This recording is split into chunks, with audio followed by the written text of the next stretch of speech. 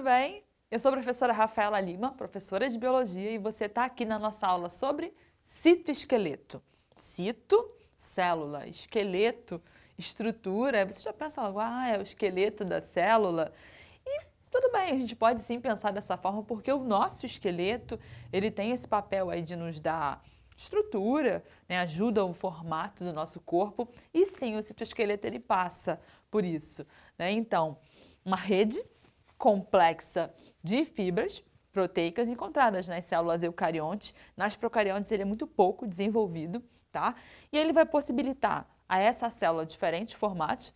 Você já deve ter percebido em algumas pesquisas que você tenha feito que as células não têm um formato só. Tem vários formatos, células mais alongadas, retangulares, mais quadradas, arredondadas. E esse formato, ele se deve, quem mantém esse formato é esse citoesqueleto, além da possibilidade de movimentação. Né? Essa célula, algumas células têm maior capacidade de movimentação, às vezes até algum deslocamento, e isso se deve também ao citoesqueleto. Mas quem compõe, né? Quem são essas tais fibras que compõem o citoesqueleto? Elas estão aqui maravilhosamente bem ilustradas. Estamos falando aí dos filamentos intermediários, você está vendo aqui, os chamados microtúbulos e também os filamentos de actina, que também podem ser chamados de microfilamentos. O que a gente vai fazer? Vamos então conhecendo, e você vê que eles estão assim, né, espalhados ao longo da célula, do interior da célula, e aí a gente vai ver então o papel deles para você entendendo, né, a importância dessas fibras proteicas aí nesse citoesqueleto. Vamos lá? Vamos começar então falando dos microtúbulos. Os microtúbulos eles estão aí compostos por proteínas de tubulina. Como eu falei para vocês, essa grande fibra é uma grande fibra proteica que ela está aí no citoplasma dessa célula. E os microtúbulos ele têm um papel aí de compreensão, de resistência dentro dessa célula e vai, claro que, possibilitar a um modelamento dessa célula e uma sustentação realmente daquele formato. É interessante falar que os microtúbulos, junto com os microfilamentos, eles atuam desde lá da embriogênese. Lá na parte da formação do embrião, a gente tem uma etapa que é a morfogênese, que esse embrião ele vai tendo uma alteração no seu formato, ele vai ali mudando, vai tendo migração de células e os microtúbulos, os microfilamentos já estão atuando desde lá, permitindo aí essas alterações corporais, já que está ali, né, ainda numa estrutura, naquele início, né, da formação desse embrião. Então, essa parte de sustentação, ela serve como um caminho para organelas. Algumas organelas que demandam uma movimentação, elas estão como se sob trilhos ali dos microtúbulos para que elas possam se movimentar, né? Eles vão formar os centríolos. Os centríolos, quando você estudou aí nas nossas aulas aqui sobre organelas, você viu que os centríolos, eles têm uma função importante na divisão celular. Eles vão estar aí formando o fuso para que haja uma divisão celular, para que os cromossomos eles possam então ir para polos opostos e que haja formação de novas células aí. É essencial a gente estar o tempo inteiro aí passando por esse processo, renovando as nossas células, produzindo gametas, no caso das mulheres, os ovócitos e nos homens, os espermatozoides. Esse processo de divisão, ele é regido pelos centríolos. E os centríolos, então, são formados aí por esses microtúbulos. Além de estruturas de locomoção, que algumas células possuem, como cílios e flagelos. Flagelos, um prolongamento, que permite um deslocamento de algumas células, e cílios, muitas vezes nas superfícies de algumas membranas plasmáticas, tem umas pequenas projeçõezinhas. Esses cílios que se movem, às vezes para deslocamento de algumas substâncias, às vezes até para remoção de algumas áreas, de algumas substâncias, como tem, por exemplo, na nossa traqueia, microcílios ali para que algumas impurezas não caiam aí na nossa cavidade pulmonar, mesmo nos nossos pulmões. Então, esses cílios e flagelos, a partir aí dos microtúbulos. Isso é bacana. E aí a gente vai aqui para os microfilamentos, também chamados de filamentos de actina. Eles atuam aí também produzindo uma tensão para essa célula, uma atração para alguns movimentos e também na sustentação das células. E aí a porção assim, mais externa ali do citoplasma, ela tem uma consistência mais em gel. E os microfilamentos eles vão atuar também permitindo, favorecendo que essa parte ali mais externa do citoplasma ela tenha essa consistência. E além disso, os filamentos de actina, né, ou microfilamentos, eles vão compor as microvilosidades. A gente tem nas nossas células intestinais um diferencial na membrana dessas células, que são as microvilosidades. São alterações nessa membrana plasmática, a gente chama de especializações de membrana plasmática. Você pode estudar isso comigo aqui nas nossas videoaulas. E essas especializações aumentam a superfície de absorção, a superfície de contato. Então, permite que o nosso intestino seja super eficaz nessa missão de absorver.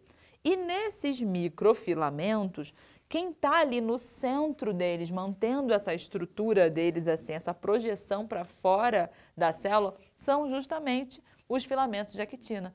Então, permitiu um formato diferenciado para essa célula. Ao invés de ser uma superfície lisa, ela é uma superfície ondulada, com uma maior superfície de contato. E quem está ali nesse interior são justamente aí os filamentos de actina. E outra muitíssimo importante é a relação com a questão da mobilidade celular, ou a motilidade, a possibilidade de movimentação dessa célula. Sempre aí você com certeza já ouviu falar dessa dupla, que é a dupla actina e miosina. A gente tem a possibilidade, eu estou aqui super me movimentando, estou realizando contração muscular, estou falando, estou me movendo, meu coração aí está controlando de forma autônoma o batimento cardíaco, está rolando contração muscular. E a contração muscular se deve justamente pela parceria das proteínas actinas com uma proteína que a gente chama de uma ATPase, que é a miosina. A miosina, ela é uma proteína mecanoquímica que ela consegue utilizar a partir de substâncias químicas, ela consegue produzir movimento. E aí ela vai deslizando sobre a actina. Então a miosina e a actina, elas vão fazendo esse trabalho, gastando ATP, gastando energia, elas vão deslizando umas sobre as outras e permite então uma movimentação na célula. A célula realmente consegue se movimentar, ela consegue se contrair e restaurar. Então, estou falando de movimentação de células, de contração e relaxamento. Nessa alteração, eu estou falando então da parceria entre a actina, ou seja, esse microfilamento, e a miosina, que é aí essa ATPase importante, essa proteína importante que está aí compondo aí esse citoesqueleto também. Então, falou de mobilidade, falou de contração, estou falando dessa dupla imbatível. E aí a gente vai então para os filamentos intermediários, né? A gente está vendo eles aqui, então os filamentos intermediários. Os filamentos intermediários, eles, você repare, que eles estão presentes apenas nas células animais, que é um diferencial aqui, essa presença nas células animais. E eles compõem aí como se fosse a moldura permanente da célula. Muitas vezes as células elas vão assim se degradando, mas olhando ali no microscópio, permanece ainda os filamentos intermediários mantendo ali aquela estrutura da célula. Isso é muito interessante, assim, tamanha importância nessa questão da sustentação. Eles têm também a capacidade de suportar tensão, assim como os microfilamentos. Então, ter essa capacidade dessa tensão sobre a célula, ela não vai se arrebentar tão facilmente, ela tem a capacidade de suportar um pouco dessa tensão. E essa dupla aí, os filamentos intermediários e os microfilamentos, dão essa capacidade para essa célula. E eles também têm uma característica importante, que é possibilitar a fixação da posição de algumas organelas. Você olha ali no microscópio e fala, essa organela ela fica nessa região aqui, por que ela está nessa porção? Se essas organelas elas estão dentro de um citoplasma ali fluido, gelatinoso, às vezes mais líquido. Como que pode ela ficar nessa posição? Pois é, a gente tem essa redezinha ali de filamentos intermediários que ajuda ela a manter aquela posição.